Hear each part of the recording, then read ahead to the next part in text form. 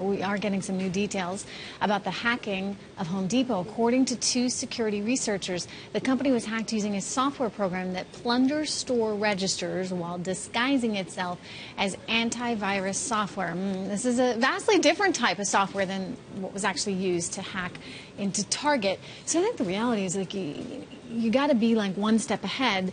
And that's a really difficult thing to do because the hackers are essentially one step ahead of you as an institution all the time. And hacking businesses is the way to go as opposed to hacking the government or other places like that. Since 2005, 36% of all data breaches have been businesses, but 56% of all the records exposed, 356 million, have come from that. So you get twice as many records. Because you would think in some ways that, there might be a few more loopholes in the government.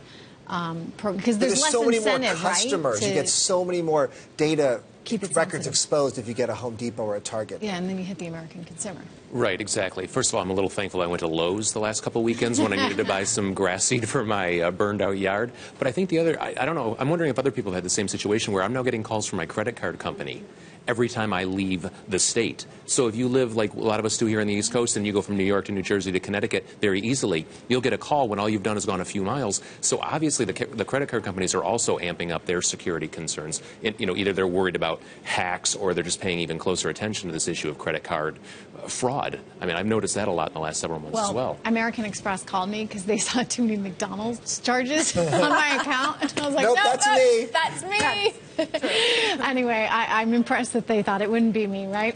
All right, Yahoo co-founder Jerry Yang has been putting his Silicon Valley Rolodex to work as Alibaba prepares to go public this month. Earlier this year, he introduced messaging app Tango Me to Alibaba, leading to a $215 million investment that valued the startup at more than $1 billion.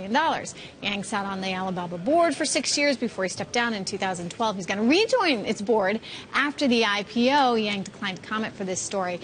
But I know you've been following it, Leslie. Really interesting that he's going to be back on the board, so he's back in the club. Where Yang really adds value is he has a good eye for startups, for investments. With Alibaba, for example, he invested $1 billion at a time that was seen as a really risky bet for Yahoo. On Alibaba, this Chinese company that people didn't really know much about, they didn't know that it would become the behemoth that it is today, and he's the one who saw that. And a lot of people say that Yahoo's become a proxy for Alibaba, and it's helped driven their own valuation higher. So he deserves a lot of credit for that. Right, and what's really important here is Alibaba is going to become a bit of a deal machine, we all expect. The way Google after its IPO or Facebook after its IPO developed into other companies in part through deals, Google buying WhatsApp, Google going after YouTube. I think you're going to see Alibaba becoming a deal machine, and Jerry Yang presumably becomes very important to that as they look to maybe add content or do whatever it takes to get away from just being an e-commerce site. This is the Matthew effect. This is the rich getting richer. He had a great idea with Yahoo 20 years ago. He had a second great idea with Alibaba about 10 years ago. And that's all he needs for the rest of his life. He will be a Silicon Valley playmaker forever. And that's it. It's amazing what Alibaba might be able to do in terms of scooping up lots of other companies, as you point out, moving forward. And I guess it's good for Jerry Yang. Walt Disney and 21st Century Fox, they are in discussions to supply Sony with programming for its planned internet-based TV service. This is according to people familiar with the conversations. And Sony's service is going to debut with, quote, major programmers. But the company wouldn't specify when or identify potential partners. What do you think of this? Well, the important thing is Walt Disney, that's important and all, but really, what really kind of matters here is ESPN. And I say that not just as a sports fan, but, I mean, today we had Chase Carey talking about Fox Sports trying to break in and saying, I actually still watch ESPN most of the time. We had Les Moonves a while ago saying, I spend more time at ESPN than I do CBS. So if Sony's really going to break in and really get the, get the male audience, ESPN is crucial to them, and that's where Disney plays into this. Well, Internet TV is the big thing now. 17% of all viewing is now on Internet TV. If you think about cable companies, they lost subscribers last year. Those numbers are going down. So these guys have to get on Internet TV. They can't just rely on your basic AT&T and Verizon cable lenders. There's no choice for them. And to Jeff's point, the people who haven't cut the cord yet, the people who do still subscribe to cable, they pay $150 a month for ESPN. They're the people who want to watch sports all the time. That's the only remaining thing that you really can't find a way to just do online. NFL cheerleaders. Have you guys been following this story? This is really interesting. They are fighting for a minimum wage. If you didn't know it, a lot of these women aren't paid anything. It's considered basically a volunteer job. In all, 13 current and former NFL cheerleaders in 5 cities has filed for these pay cases. In every single one of them, the cheerleaders are claiming the teams violated minimum wage laws. NFL spokesman Brian McCarthy says cheerleader pay is a, quote, team matter. It's a total ripoff. For example, one of the main characters in this story is a cheerleader for the Buffalo Bills. If the Buffalo Bills paid their entire cheerleading squad minimum wage for the 20 hours a week, the 42 weeks a year it takes, it would only cost them $235,000. This team makes $252 million.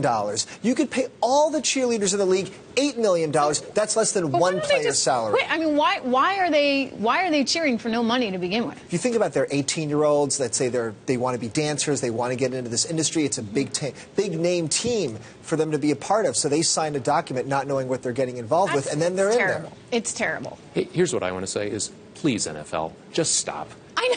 I know. In the last 3 or 4 years, it's come out that some of the players pay bounties to hurt other players, Bountygate. The Ray Rice horrible, despicable spousal abuse issue and the way they've turned their head on it. They looked away when players had concussions and had trauma of the brain. Now this issue, please fix it. Fix it. I'm with you. I'm with you. Record Super Bowl viewership. By the way, this is the last thing they need right now. You know, I doubt whether that's in some ways going to continue. I mean, I'm not a huge football fan to begin with, and we're not like a football family.